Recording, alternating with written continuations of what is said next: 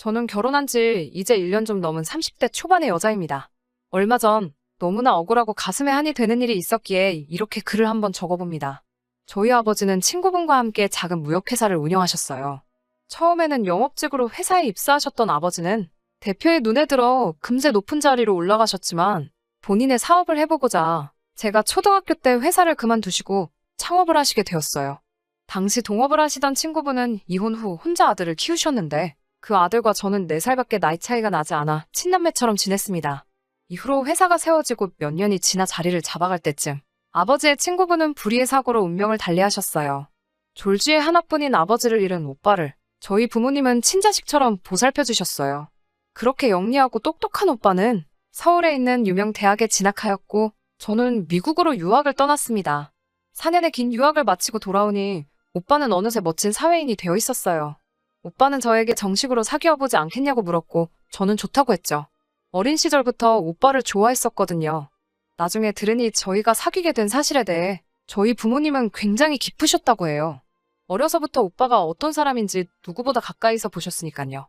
그렇게 저희는 알콩달콩 누가 봐도 예쁜 연애를 1년간 이어갔어요. 그리고 오빠는 저에게 청혼을 해왔습니다. 저는 앞으로 제 인생의 꽃길만 펼쳐질 줄 알았어요. 하지만 인생이 항상제표는 아니더라고요. 결혼 이야기가 나오고 얼마 지나지 않았을 무렵 오빠가 평소답지 않게 자꾸 다른 곳에 정신이 팔려 있더라고요. 저는 오빠가 먼저 말해주길 기다리다 답답하여 결국 무슨 일인지 물었어요. 오빠는 몇 번을 망설이다가 힘들게 이야기를 꺼냈습니다. 어린 시절 헤어졌던 어머니가 연락을 해왔다는 거예요. 어떻게 자기 연락처를 알았는지는 모르겠는데 회사 1층으로 찾아왔더래요. 아픈 곳 없이 건강해 보이는 어머니를 보니 반갑기도 하고 어이가 없기도 하고 마음이 너무 복잡하더래요. 무슨 말을 해야 할지 몰라 일단은 같이 근처에 있는 카페로 모시고 갔대요. 어머니는 자기가 생각이 짧았다며 어떻게든 너를 내가 키웠어야 했다면서 눈물을 보이시더래요. 그러면서 아버지가 일찍 돌아가신 줄 몰랐다가 얼마 전 우연히 알게 되었다면서 그래서 이렇게 널 만나러 온 거라며 이제라도 용서해 줄 수 있겠냐고 물으셨다고 해요. 오빠는 당장 용서니 뭐니 그런 걸 말하기는 어렵고 아무튼 건강하신 모습을 보니 다행이란 생각이 든다면서 이런저런 이야기를 나눴대요. 시어머니는 시아버지와 이혼 후 얼마 지나지 않아 남자를 만나 새로운 삶을 시작하셨다고 해요. 재혼한 그분에게는 오빠보다 3살 어린 그러니까 저와 동갑이 딸이 있었고요. 두 분 사이에 새로 아이를 낳지는 않으셨고 그 딸을 친딸처럼 키우셨다는 뭐 그런 이야기를 하신 것 같았어요. 어머님은 앞으로 오빠를 자주 만나면서 살고 싶다고 하셨다는데 오빠는 자기가 뭘 원하는지 모르겠다고 하더라고요. 어머님을 만난 이후로 아무 일도 손에 잡히지 않는다면서요. 저는 그래도 친어머니이니 안 좋은 감정은 최대한 해소하고 앞으로라도 좋은 기억을 많이 만드는 게 어떻겠냐고 조언했죠. 그리고 저에게 또 다른 가족이 생긴다는 사실이 걱정도 되고 기대도 됐고요. 사실 저나 오빠나 외동이었기 때문에 나중에 우리 애는 이모도 삼촌도 없겠네라는 아쉬운 마음이 있었거든요. 그런데 어머님에게 딸도 있다고 하니 그럼 우리 애기한테 친할머니도 생기고 고모도 생기는 거잖아요. 그런데 제가 순진했던 걸까요? 제가 이 이야기를 하니 결혼한 친구들이 저더러 어리석다고 시댁에 없는 게 얼마나 좋은 건 줄 아냐고 하는 거예요. 저는 이때만 해도 친구들의 반응에 놀라고 오히려 실망까지 했었거든요. 그런데 다들 경험에서 우러나온 조언이었던 것 같네요. 바보같이 저는 오빠에게 오빠가 어색하면 나랑 같이 어머님이랑 만나보지 않겠냐고 물었어요. 저는 제가 중간에서 분위기를 띄우고 하면 오빠가 금방 긴장을 풀 수 있을 거라고 생각했거든요. 일주일쯤 지나서 서울에서 맛집으로 유명한 중식당에서 어머님과 오빠를 만났어요. 그런데 예상과 달리 어머님이 따님도 데리고 나오셨더라고요. 서로 어색해하고 있으니까 어머님이 먼저 중간에서 자기 딸에 대해서 오빠에게 이야기를 시작하셨어요. 성격이 어떻고 학교는 어디를 나왔고 그런 이야기요. 그런데 그 이야기를 듣던 오빠가 저와 그 딸을 번갈아 바라보며 우리 희진이도 거기 졸업했는데라고 말하는 거예요. 알고 보니 그 딸이 제 고등학교 동창이더라고요. 물론 같은 반인 적도 없고 친하지도 않았지만 제가 그 친구를 알았던 이유는 그 친구는 학교에서 제일 유명한 문제아였거든요. 최대한 아는 체 하지 말고 있어야겠다 생각하고 있는데 오히려 그쪽에서 먼저 아는 체를 해오더라고요. 제가 고등학교 때 정교회장이었기 때문에 그 친구도 제 얼굴을 기억하고 있었나 봐요. 우리는 서로 어색하게 인사를 나눴고 어머님은 이런 우연이 어딨냐며 너무 신기해하셨어요. 새 신우가 저에게 연락처를 물으며 앞으로 자주 볼 것 같은데 잘 부탁한다고 말하더라고요. 내 기억이 잘못된 건가 싶을 정도로 화사하게 웃으며 친절한 태도에 좀 놀랐지만 나이를 먹으니 어른스러워졌다는 생각이 들어 다행이란 생각이 들었어요. 하지만 진짜 사건은 이제 시작이었어요. 신우는 시도 때도 없이 연락을 해왔어요. 저는 신우에게도 생각지 못한 오빠가 생겼고 또 그 오빠랑 결혼할 여자가 동창이라고 하니 그나마 좀 편해서 그런가 이해하면서 반갑게 대해줬어요. 그렇게 두세 번 따로 만나서 커피도 마시고 밥도 먹고 그랬네요.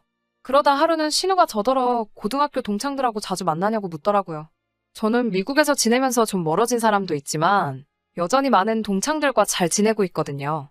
그러자 누구누구냐며 좀 캐묻더라고요. 좀 이상하긴 했지만 이름도 말해주고 지금 어떻게 사는지도 알려줬지요.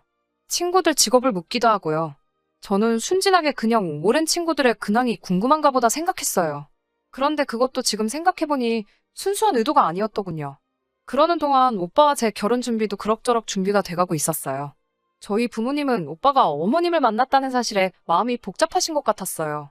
훗날 알게 된 일이지만 오빠가 어머님을 만난 건 기쁜 일이지만 저희 부모님은 그 어머님이 어떤 사람인지 이미 알고 계셨기 때문에 마냥 반갑지만은 않으셨대요. 그렇게 시간이 흐르고 저는 오빠가 졸업한 대학교 동문회관에서 결혼식을 올렸어요. 어머님과 재혼한 아버님도 오시고 당연히 신우도 왔습니다. 속사정을 아는 몇몇 분들의 웅성거림이 제 마음을 무겁게 했지만 그래도 큰일 없이 결혼식을 잘 올렸어요. 그리고 저는 이제 정말 모든 것이 안정되고 행복한 시간만 남았다고 생각했어요. 하지만 생각지도 못한 불운이 저를 찾아왔네요. 친정 아버지께서 불의의 사고로 돌아가셨거든요. 제가 결혼한 지 3개월 정도 지났을 무렵이었어요. 다른 날처럼 퇴근 후 집에서 남편과 저녁을 먹고 뒷정리를 하던 중이었는데 어머니께 전화가 왔어요. 아버지가 갑자기 쓰러지셔서 병원으로 실려가셨다고요. 그렇게 응급실로 실려가신 아버지는 미처 손써볼 겨를도 없이 그날 저녁 세상을 떠나셨어요. 그 이후로 저도 어머니도 제정신이 아니었죠. 남편이 없었다면 어떻게 됐을지 모르겠네요. 저를 더 힘들게 한 건 다름 아닌 신우의 기행이었어요. 아버지의 장례식장에는 정말 많은 분들이 왔어요. 친인척부터 아버지 지인분들과 제 친구들까지 전부요. 당연히 저희 시부모님과 신우도 왔습니다. 그런데 신우가 저희 아버지 장례식장에서 자기 청첩장을 돌리고 있더라고요. 아무리 자기가 그동안 친구들과 연락이 많이 끊어졌고 했어도 어떻게 저희 아버지 장례식장에서 본인의 청첩장을 돌리냐고요. 저와 친한 친구 몇몇이 미친 거 아니냐고 지금 뭐 하는 거냐며 그 친구에게 소리를 질렀고 신우도 지지 않고 자기가 바쁘고 너희들도 바빠 보이니 일일이 만나서 줄 수가 없어서 그러는 건데 그런 것도 이해를 못하냐며 지지 않고 덤비더라고요. 저희 어머니는 기절하다시피 쓰러지셨고 저는 악다구니를 쓸 정신조차 차릴 수 없었습니다. 남편은 신우의 팔을 잡아 끌며 강제로 장례식장에서 내보냈지만 제 분노는 사그라들지 않더라고요. 시부모님도 미안해하시기는커녕 저더러 참 속도 좁다며 청첩장 돌리는 게 30분이 걸리냐 1시간이 걸리냐며 매정하다고 하시더라고요. 돌아가신 너네 아버지가 딸이 이렇게 야박한 걸 보면 저승에서도 창피해하실 거라고요. 우여곡절 끝에 장례식이 끝나고 저는 남편에게 앞으로 2번 다시 시댁하고 상종하고 못 살겠다고 말했어요. 차라리 우리 결혼식장에서 청첩장을 돌렸으면 그나마 이해를 하겠다고요. 나는 가족을 잃었는데 어떻게 자기 결혼식을 떠들어대고 있냐고 인간이 맞냐고 화를 냈죠. 당연히 남편도 제 편을 들어줬고 2번 다시 상대하지 말자고 하더라고요. 자기가 장인어른께도 죄송한 마음뿐이라면서요. 그런데 남편의 사과에도 제 마음이 정말 풀어지질 않더라고요. 그래서 결국엔 제가 원하는 방식으로 복수했어요. 일단은 장례식 날 그 광경을 목격한 친구들 중 몇몇에게 눈물로 부탁을 했어요. 다행히 과거에 신우에게 당한 바가 있는 3명의 친구가 제 복수를 도와주겠다고 하더라고요. 그렇게 2달이 지나고 드디어 기다리던 신우의 결혼식 날이었어요. 예상했던 대로 남편은 안 간다고 하더라고요. 마침 결혼식이 10월이었기에 신우이에게 할로윈처럼 잊지 못할 추억을 만들어주고 싶었죠. 그래서 처녀귀신처럼 옷을 차려입었습니다. 얼굴을 새하얗게 분칠하고 입술도 새빨갛게 칠했어요. 검은 긴 머리도 풀어헤치고 아버지 장례식 때 입었던 상복도 입었습니다. 그렇게 신우 결혼식장으로 갔습니다. 아무튼 저는 결혼식 시작 전에 가면 쫓겨날까봐 일부러 식장에 도착한 다음에 결혼식 시작하고 5분 정도 지날 때까지 화장실에 숨어 있었어요. 그리고 신부 입장 끝나고 나서 저도 조용히 늦은 하객으로 들어가 구석 조명 어두운 자리에 서 있었습니다. 비록 뒤에 서 있었지만 금방 웅성웅성 난리가 났고요. 절 보고 놀란 어린애 2명이 자지러지게 울기 시작했죠. 앞에 서 계신 주례사분은 어떻게든 결혼식을 이어나가려고 애를 쓰는 것 같았고 혼주석에 있는 시부모님도 저더러 미쳤다고 뭐 하는 거냐고 난리를 치시더라고요. 이 상황을 아무것도 모르는 사돈네는 황당해서 앉아있고 신우는 발작하듯 저더러 당장 꺼지라고 하더라고요. 곱게 차려입은 신부가 악다구니를 쓰니 얼마나 웃기던지요. 저는 가만히 서 있다가 그대로 아래층 뷔페로 향했습니다. 식장 일식 안 보고 식사부터 하시는 하객들도 있잖아요. 저는 축의금을 안 내서 식사권도 못 받았거든요. 그래서 그냥 식당 입구에 가만히 앉아 있었어요. 당연히 거기서도 웅성웅성 얼마나 웃기던지요. 그렇게 한 3, 40분 식장과 뷔페를 휘젓고 다녔어요. 사정 모르는 사람은 제가 미친 여자로 보였겠지요. 아마 신우가 주변 사람들한테도 그렇게 얘기하고 다녔을 거예요. 그래도 상관없죠. 기분 너무 좋더라고요. 운전하면서 집에 오는데 진짜 웃음이 자꾸 나와서요. 그때 제 모습을 본 사람들은 아마 제가 실성한 줄 알았을 거예요. 그날 저녁 신우가 어머님이랑 합세를 해서 남편한테 전화를 했더라고요.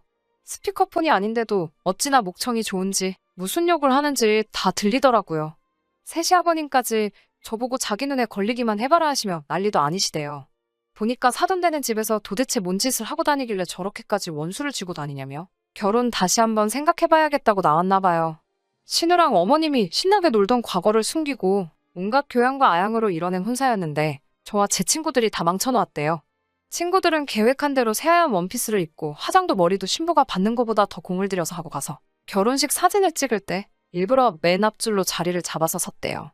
잔뜩 치장하고 새하얀 드레스를 입은 여자들이 동시에 4명이 서 있으니 사진만 봐서는 누가 신부인지 분간이 안 간다나요? 남편은 처음 보는 저의 새로운 모습에 당황한 듯 보였지만 잘했다고 저를 감싸주더라고요. 처음 계획을 실행할 적에는 너무 걱정됐지만 일단 저질러 놓고 보니 속이 너무 후련했습니다. 제 사연은 여기서 이만 마칠게요. 후기입니다. 저보고 잘했다는 분도 계셨지만 꼭 그렇게까지 해야만 했냐는 의견도 많았어요.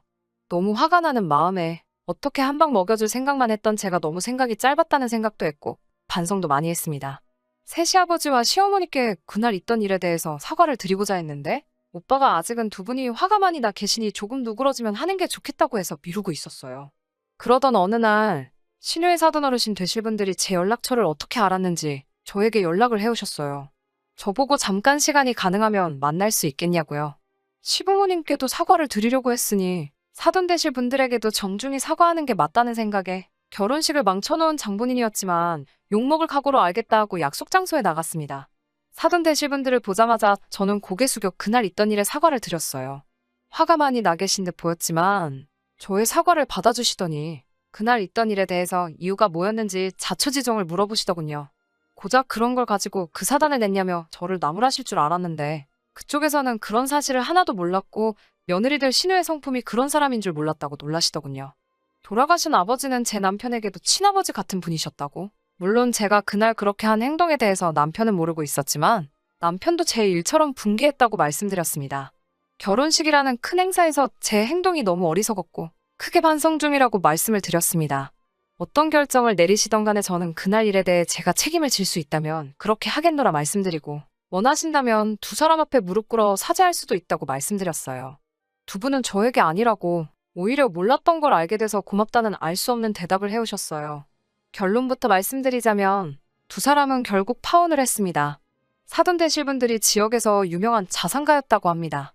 얼굴 하나만큼은 반반했던 새 신우가 어떻게 그 사실을 알고 남편 될 사람을 꼬신 거였다네요.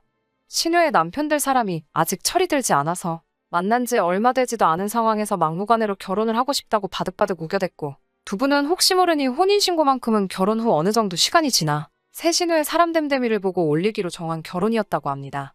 사돈 되실 두 분은 새 신우의 그런 행동만 봐도 앞으로 다가올 미래가 뻔히 보인다며 파혼을 했다고 합니다. 제가 무슨 짓을 저지른 건가? 마치 하늘이 노래지는 것 같았어요. 남편에게 그 소식을 전해 듣고 제가 사돈 되실 분들의 마음을 돌려놓아야겠다고 정말 미안하다고 사과했어요. 남편은 허둥대는 저를 막아서며 그럴 필요 없다고 하네요. 남편은 어머니가 자기를 낳아주신 그 사실은 변하지 않지만 지금 자기 자신을 이렇게까지 만들어준 건 돌아가신 시아버지와 저희 부모님 덕이라고 말해왔습니다. 남편도 신우의 그날 행동에 대해서 화가 많이 나 있었고 안면물수하고 신우가 무슨 잘못이 있냐고 따지는 시어머니와 새시아버지 모습에 큰 실망을 했다고 하네요. 어머니는 여태까지 본인 인생에 없는 사람이라 생각하고 살아왔는데 이제 와서 나타나셨다고 자기의 진짜 어머니가 되는 게 아니지 않겠냐며 그날을 기점으로 자기도 어머니에게 핏줄이 이어져 있다는 이유만으로 자식 노릇을 하고 싶은 마음이 사라졌으니 너무 그 일로 마음고생하지 말라고 말해줬어요. 오히려 세신호에 사돈 되실 분들이 저에게 고마워하고 있을 거라고. 시댁과는 이제 연을 끊고 살 생각이니 절대로 죄책감 갖지 말라고 저를 다독여줬습니다. 남편에게는 따로 말하지 않을 거지만 시어머니 쪽에는 제가 언젠가 찾아가서 그날 일에 대해서 사과를 드릴 생각이에요. 그날의 제 행동이 어른스럽지 못했다는 건 인정하는 바이긴 하지만 그렇다고 너무 저자세로 나갈 생각도 없습니다. 제가 그런 행동을 하게 된 이유를 정확히 설명드리고 그날 그런 일만 없었어도 제가 이런 일을 벌이지 않았을 거란 말도 하려고 해요. 의견 남겨주신 모든 분들께 감사하고 제 행동에 대해 눈살을 찌푸리셨을 청취자분들께도 다시 한번 사과드립니다. 모두 좋은 하루 되시고 다음에는 더 좋은 이야기로 사연을 보내드릴게요.